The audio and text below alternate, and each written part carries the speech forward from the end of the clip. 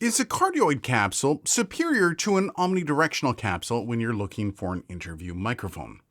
This is a question that divided many with the introduction of the Rode Interview Pro. A whole bunch of people claiming to do ENG or electronic news gathering, claiming that the OMNI would be useless and that it was a dumb idea by Rode. So then, was it? Let's find out. Now, of course, far be it from me to be the arbiter of truth when it comes to which one is going to be better. However, I am experienced in electronic news gathering, so I can only use the information at hand as well as the actual audio proof to make a determination of which would be better. I know this is the internet and feelings get hurt by words, so let's just say, if you feel differently, you're welcome to your opinion. I don't care. So with that disclaimer out of the way, let's dive in. So I think at the root of this is a fundamental misunderstanding of both omnidirectional microphones as well as the very principle of how sound works. Let's start with the OMNI capsules.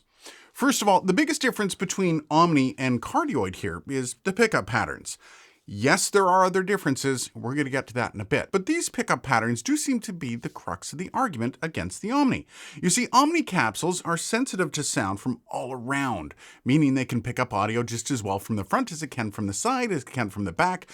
And the Cardioid, on the other hand, has rejection from its sides and its rear, meaning when you go off axis from the front, the sound is attenuated by different degrees, as well as the tone, depending on where you are in relation to the front of the capsule. Now we're trying the off-axis rejection of the Interview Pro. We're going to move around about 3 inches off the capsule, and we're going to see how the tonality, if it changes at all. This is me speaking directly into the front of the capsule, and as I move around to the side of the capsule, you're going to notice that tonality changes on the capsule as I move around. So on paper, it would seem that the directionality of the Cardioid would be better, right? Well, it's less of an issue than many people think. First off, the directionality is only super important when you're in an environment where the subject you're trying to interview is quieter than the environment. But when you think about it, that's extremely rare. Remember, when you stick a microphone into somebody's face, the sound of their voice will be much louder than the environment because of the proximity to the mouth compared to the proximity of the environment. So in that example, yes, the background might be a touch louder, but hardly enough to discount the OMNI capsule when you consider some of the benefits, but we're going to cover those in a bit. Next, we need to talk about the misconceptions about how sound works. You see, sound doesn't exist linearly, meaning it doesn't go in a straight line. Even sound intended to be directional doesn't come out directionally. For example, if you were to put a stereo in the middle of an empty room and point the speakers to one side of the room, you're still able to hear the audio even if you're behind the stereo. So even with a unidirectional microphone in a loud environment, it's still going to pick up background noise. So then, with that knowledge, you can probably surmise that the differences may or may not be as great as you initially thought. So we're here at Buster's Bar and Grill. We're doing actually a concert in a little bit based out of Ottawa, and we're comparing the Shure SM58 versus the Interview Pro, which is an OMNI capsule, versus a Cardioid capsule for the Shure SM58. And we're going to see which one's better at rejecting some of that background noise. Personally, haven't heard any of it, but I bet you any money that it's not actually going to matter. But Aiden, the OMNI capsule did have a louder background noise. Checkmate! Okay, hold on there, Skippy, because there's more to this than just background noise. One of the biggest things with electronic news gathering is the unpredictability. Anything can happen. What's the best kind of firework to buy? Wouldn't you like to know, weather boy? Where are your parents? Kid's sketchy. People can move around, or perhaps the mic goes off axis. And with a Cardioid, this can be an actual issue, but it goes a bit deeper than just that. Cardioid mics are known to suffer from proximity effect, which can result in a rather jarring effect between close on the mic and further away.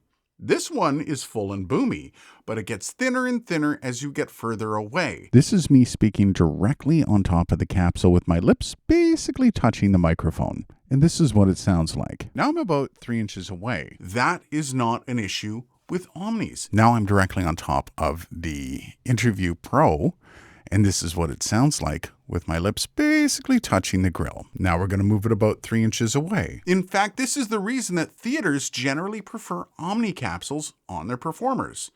Yes, Even in a theater with sound happening all around the performers, they are generally using Omnis on them. Omnis are just considered more natural sounding and don't have that wavering proximity.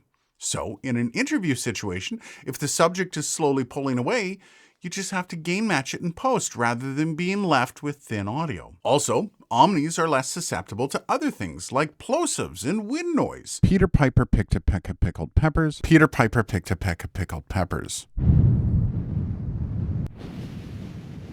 Two major inconveniences when trying to interview people in less than ideal situations. Okay then, with all that said, let's talk about the one downfall these mics do have. In a completely untreated room, these mics will showcase more of the room than the people would like. That is true. So when talking in a room like this, you will notice more reverb. While it is exceptionally rare to interview someone in a completely bare room or a bathroom or a kitchen, it could happen. So in that instance, all you gotta do is gain down and get the mic closer to the person and avoid raised voices. Well, this one niche example is less than ideal. I'm not sure this outweighs all the other benefits of an Omni capsule for interviews. And now we get to the crux of the issue and the one thing I'm kind of confused by. Electronic news gathering, at least in its core principles, is meant to bring the listener to the location. For example, if you're out on a wharf covering the launch of a new boat, your editor is going to want the sounds associated with the location: water, birds, perhaps even more boats. Is there a crowd forming for an event? Well, editors want that audio as well, especially in current affairs style programming. I'm sick of this and I don't want my future to continue being like this. And yes, this does have applications in podcasting as well. Interviewing someone at an event, well, part of that story that you're telling is the where. Say it once, say it again, no excuse for violent men. Remember the 5 W's of storytelling, that is the fundamentals of news: who, what, where, when, and why. Where is super important, and setting a scene with audio is super important. So much so that I would end up standing at an event with my microphone in the air for several minutes capturing location sound. That is so the editor could drop it under any voiceover on the story. Ambience is key. Stale dry interviews are boring and generally looked upon as being lesser than ambient audio.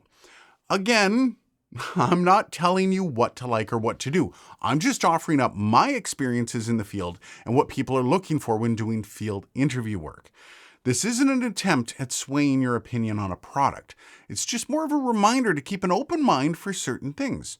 Remember, one of the most popular microphones to interview people are lavalier microphones, and generally, those are Omni.